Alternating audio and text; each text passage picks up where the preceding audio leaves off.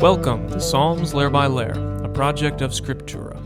In this video, we will walk through the top 3 exegetical issues in Psalm 100.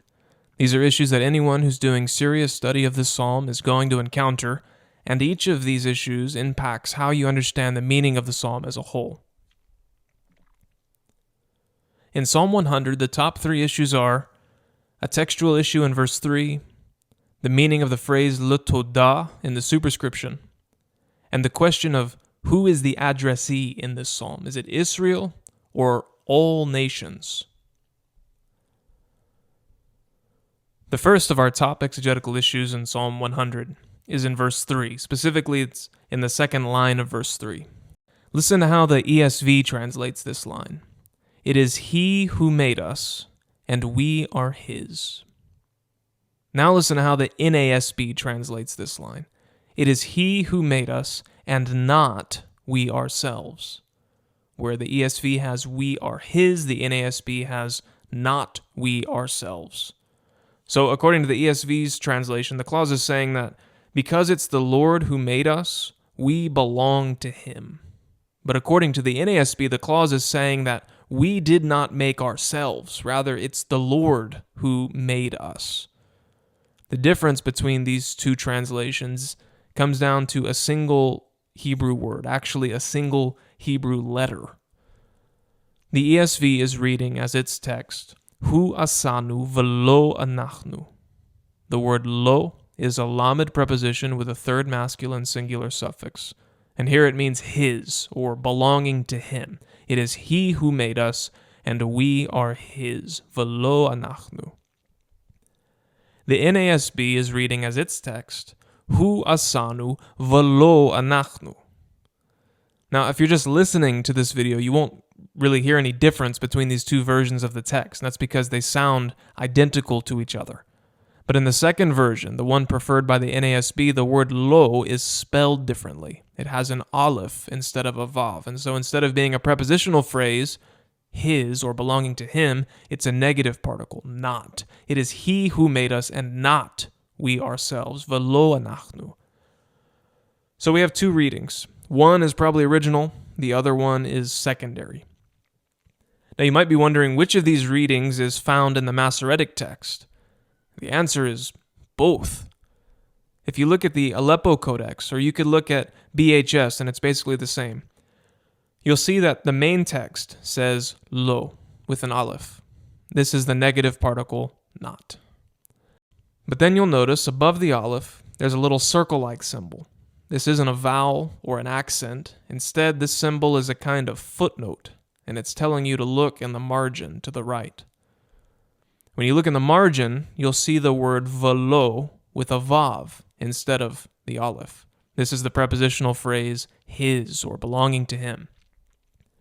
And below this word, you'll see a kof, a resh, and a yod. This is the word kareh, and it's an Aramaic word that means that which is read. In other words, the Masoretes are saying, we write the text as velo with an aleph, but we read and understand it as velo with a vav. So the Masoretic text actually gives us both readings, and we have to decide which reading is earlier and which are we going to use in our translation. Both readings have ancient roots. Several ancient translations, including the Septuagint, Symmachus, and the Peshitta, support the reading velo with an aleph, while several other ancient translations, including Aquila, Jerome, the Targum, support the reading velo with a vav. So the external evidence, the manuscript evidence, is pretty well split. In order to figure out then which reading is earlier, we'll have to look at the internal evidence. That is, we'll have to look at the psalm itself and at both of these readings in context to see which one fits better and which one might be able to explain the other. We'll look first at the negative particle reading, the reading velo with an aleph. In terms of syntax, just looking at this clause in isolation, this reading works well. We find similar syntactic constructions elsewhere in the Bible.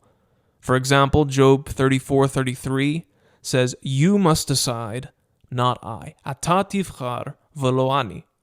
So here we have a clause with an explicit pronoun as the subject. You must decide. Ata tibchar, followed by velo, and then another pronoun to create a contrast. You and not I. Ata velo ani. It's just like what we have in Psalm 100. He and not we ourselves. Hu velo anachnu. There's also some precedent in the Bible for someone claiming to be self-made. The Pharaoh, according to Ezekiel, brags by saying, "The Nile belongs to me. I made it for myself. Li yaori va'ani asitini." The confession in Psalm 100 verse 3 would be the opposite of this. He is the one who made us, and not we ourselves. But in the context of Psalm 100, this view doesn't make the best sense. In the first place, there's nothing else in the psalm that hints at the idea of self-creation. Also, and perhaps more importantly, the rest of verse 3, the last line of the verse, doesn't sit so well with this interpretation. What would it mean to say, "It is he who made us, and not we ourselves, his people, and the sheep of his pasture"?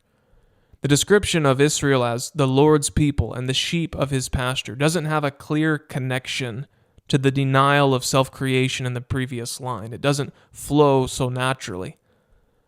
The last line of verse 3 does flow naturally, however, if we read velo with a vav. It is he who made us, and we are his people and the sheep of his pasture. This reading fits the context very nicely. In addition to explaining the following line, his people and the sheep of his pasture, this reading also fits well with the preceding clause. It is he who made us, and we are his. If you make something, then that thing belongs to you. As we read earlier, the Pharaoh in Ezekiel says, "The Nile belongs to me. I made it for myself." Li yaori va'ani asitini. That is, because I'm the one who made the Nile, it belongs to me and to no one else. The same logic applies to Psalm 100. Because it's the Lord who made us, we belong to him as his people and as the sheep of his pasture. Note the word order in this clause. Instead of using default word order, va'anachnu lo, we are his, the word order is marked, velo anachnu, we are his and no one else's. The marked word order in this clause follows naturally after the marked word order in the preceding clause. Hu asanu, he is the one who made us, and therefore we belong to him. And so the reading velo with a vav as a preposition doesn't just make sense of the semantic context and the surrounding clauses and lines, it also makes sense of how that content is packaged in terms of the structuring of information. This reading fits the context in every way. And so for this reason, we've adopted the reading velo with a vav as the earlier reading. We are his, or we belong to him. If asked to rate our level of confidence in this conclusion on a scale of A to D, A being the highest, D being the lowest, we would give this conclusion an A rating.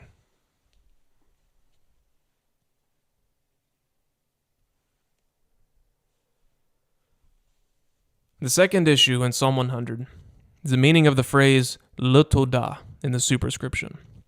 Psalm 100 has a short superscription, which in Hebrew says mizmor l'todah. The word mizmor, which we've translated as a psalm, occurs many times throughout the Psalter, and we won't worry about that word here.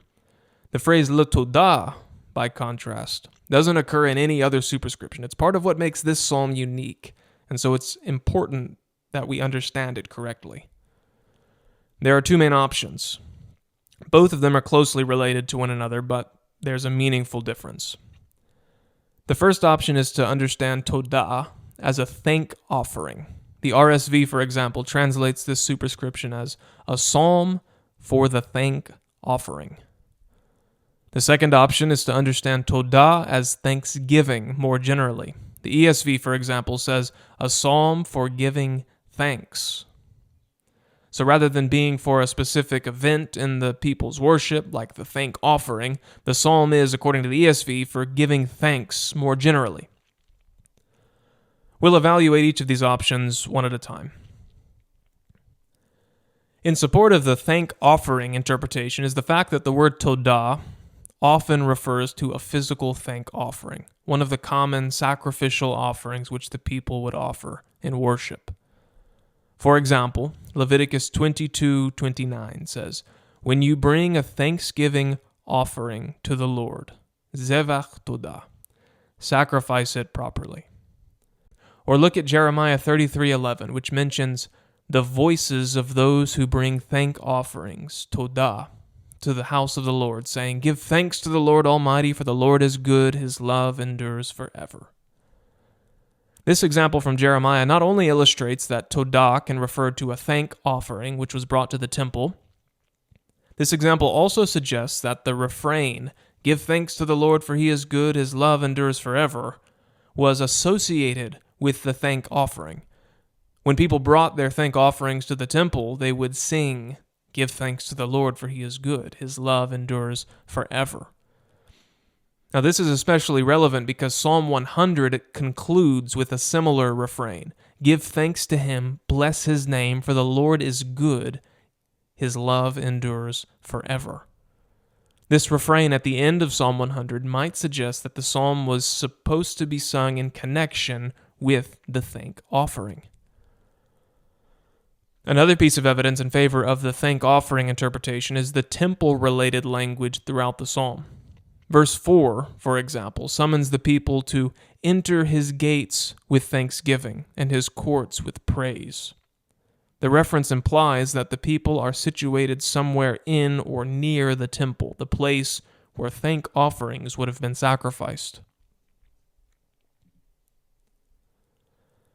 A final argument for understanding todah as a thank offering is the fact that similar superscriptions in the Psalter also seem to indicate a liturgical setting for the psalm that follows. So, for example, Psalm 38 and Psalm 70 both begin with the superscription lahazkir, which many have argued means for the memorial offering.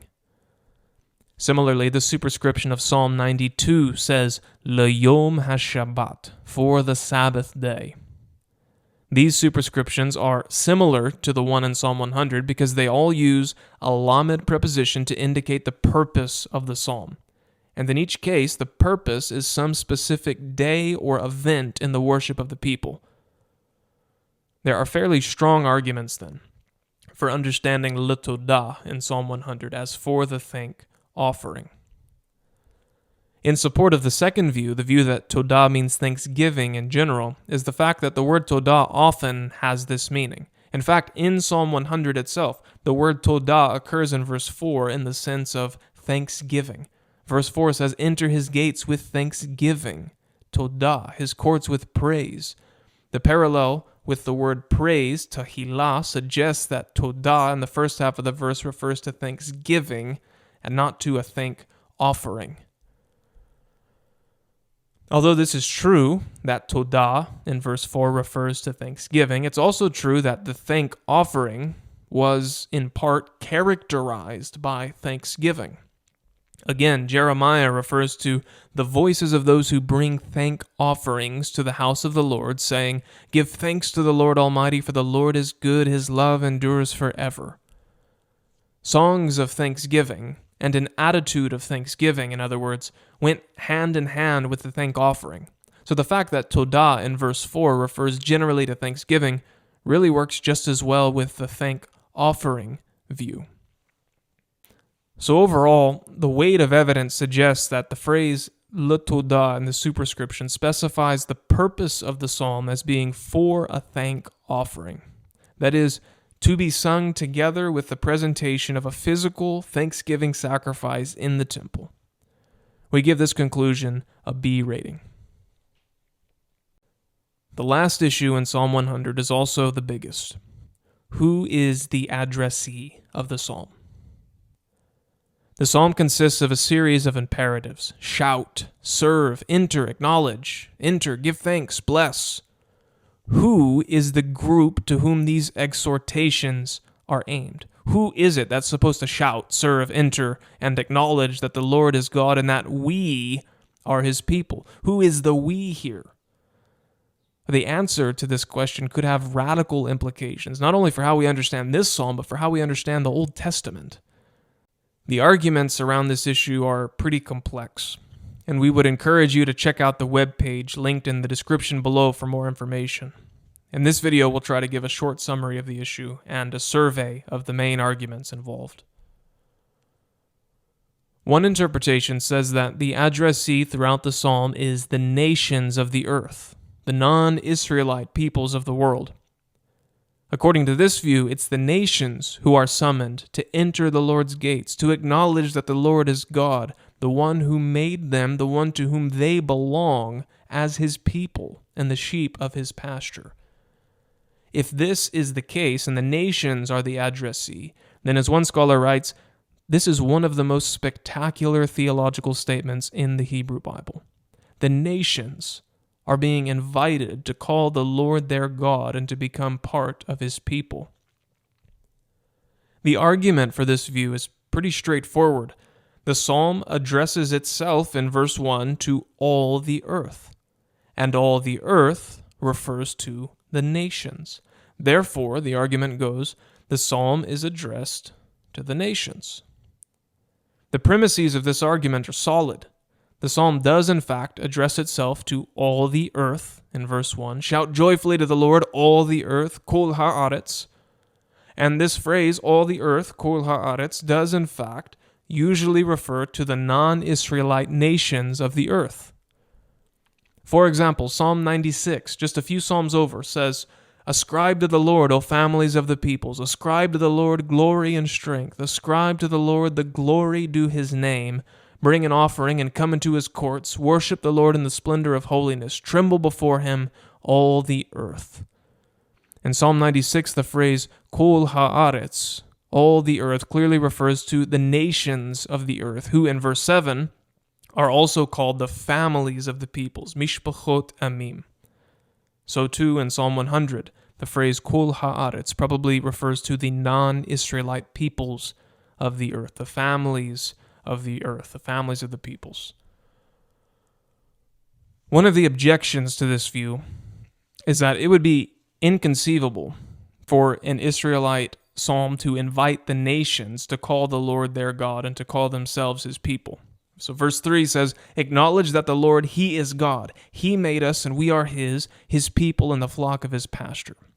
This is covenantal language that we would expect to apply not to the nations, but to the unique relationship between Israel and the Lord.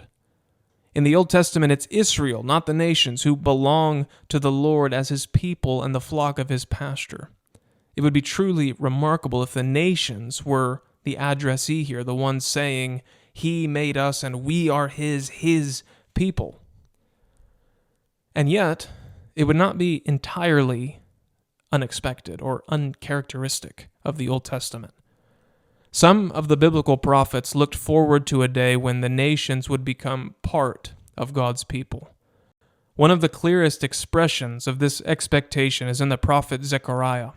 Zechariah 2:11 says that many nations shall join themselves to the Lord in that day and shall be my people.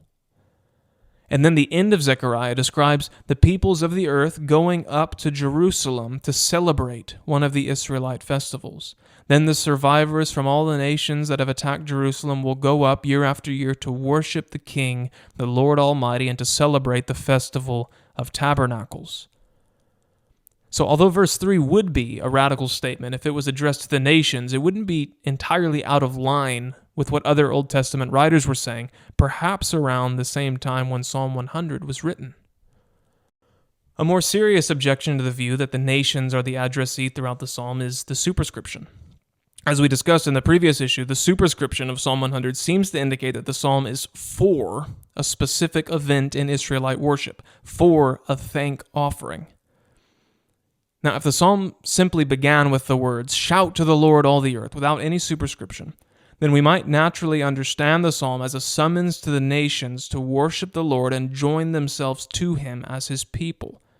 But the superscription, which is meant to orient us to the psalm, gives us a different picture. According to the superscription, the purpose of the psalm is not to function as a prophetic call to the nations.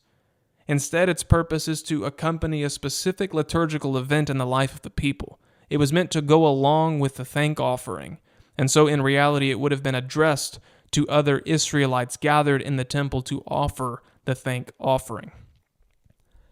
If this is correct, then how do we make sense of the phrase, all the earth, in verse 1? What would it mean to say to a group of Israelites gathered in the temple offering a thank offering, shout to the Lord, all the earth?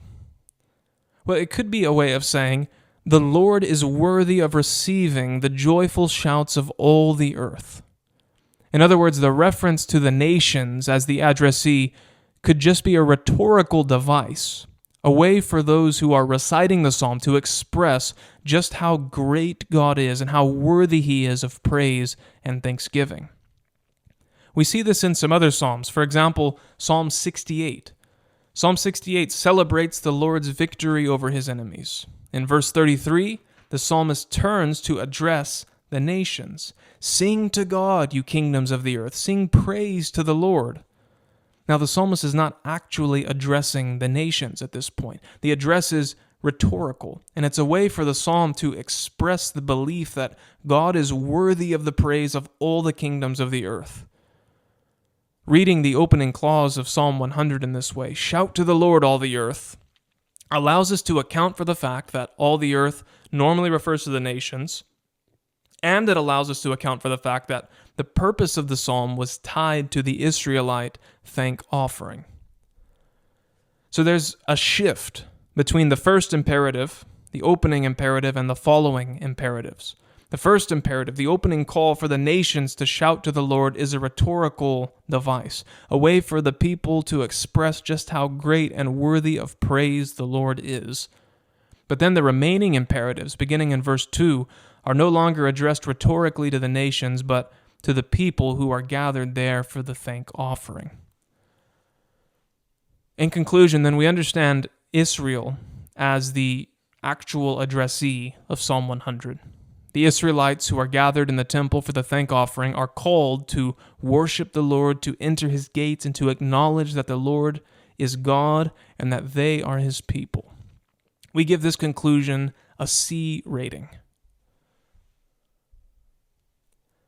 How we resolve each of these exegetical issues shapes how we see the psalm as a whole. The psalm is, according to the superscription, a psalm for a thank offering. At the beginning of the psalm, then, we're supposed to imagine a group of Israelites preparing to enter the temple precincts to offer a thank offering to the Lord. Then the psalm proper begins with a rhetorical address to all the earth. Shout to the Lord, all the earth. And this opening call to all the earth is a way for the people to declare the worthiness of their God, to receive praise from all the earth. The rest of the psalm then addresses those who are present at the offering, calling them to enter His gates with thanksgiving. Then at the climax of the psalm, the central verse, verse 3, the people acknowledge that the Lord alone is God, that He is the one who made them. He's the one who formed them into a people, and that they, therefore, belong to Him and to Him alone. He is their God. They are His people, the sheep of His pasture. This has been the Exegetical Issues video for Psalm 100, in which we explore the difficult and important issues that interpreters of the psalm are likely to encounter. Our overview video provides a coherent interpretation of the psalm, and our poetics video explores the beauty of the psalm as a poem. All these videos are offered free of charge, thanks to the generosity of our donors. Please visit us at scriptura.org to learn more.